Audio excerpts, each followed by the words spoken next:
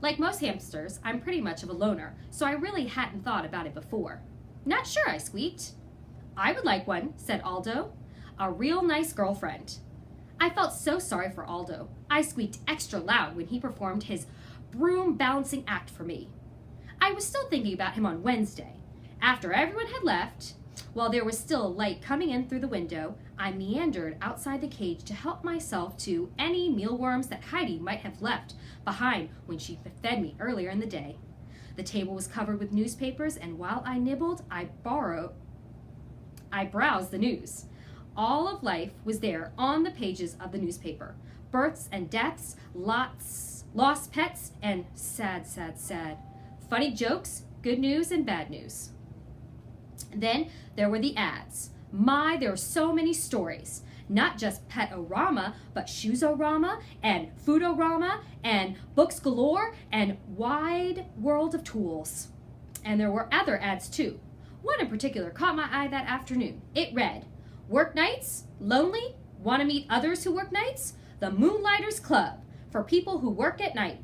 Meetings are held during the day on weekdays. Hikes and outings to restaurants, parks, plays, movies, and much more." There was a name and phone number at the end. I could hardly believe it. This was exactly what Aldo needed. I could already see him smiling and happy, going to parks and plays with the Moonlighters Club and having a girlfriend. But how could I get Aldo to read this ad? He's probably already just thrown it away. Still, if I cut it out and left it in a place where he couldn't miss it, well, maybe. Hamsters can't do scissors, but we have nifty teeth. It took me a while to nibble the whole ad out neatly, but I did a pretty good job. Then I stood the clipping up against my cage. Aldo couldn't help but see it if he looked at me, which he always did. That evening, I was more anxious than usual for Aldo to arrive. When he turned on the lights, I squeaked, "Hello," right away. "Greetings to you, my little friend," said Aldo as he pushed his cart into the room. "You sound like you have something on your mind." "You bet," I tried to tell him. He ambled over to my cage and leaned down to look in. "What's happening, Humphrey?" he asked. I saw his eyes light on the scrap of newspaper. "Hey, I can hardly see you." He reached out and pushed the clipping aside. "Read it," I squeaked right out. Of course, he didn't understand. He didn't even look at it what the ad said. He just set it down next to the cage and leaned in closer.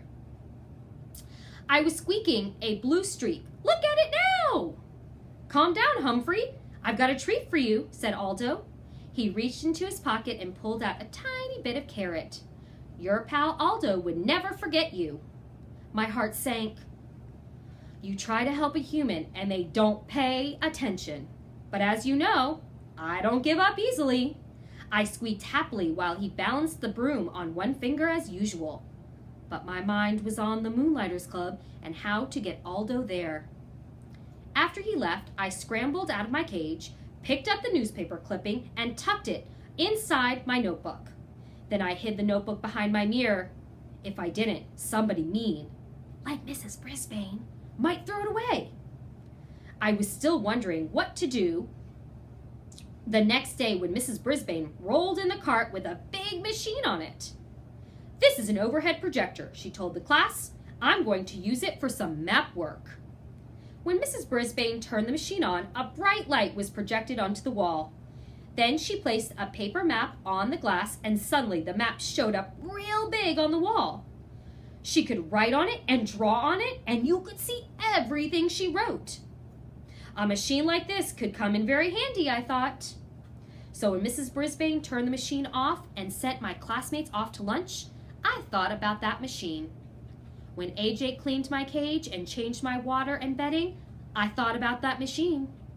I thought about it so hard, I suddenly came up with a really, really, really good plan. But it would be difficult to carry out and dangerous as well. Tip number 5. If a hamster manages to escape his cage, you can sometimes lure him back in with a trail of sunflower seeds.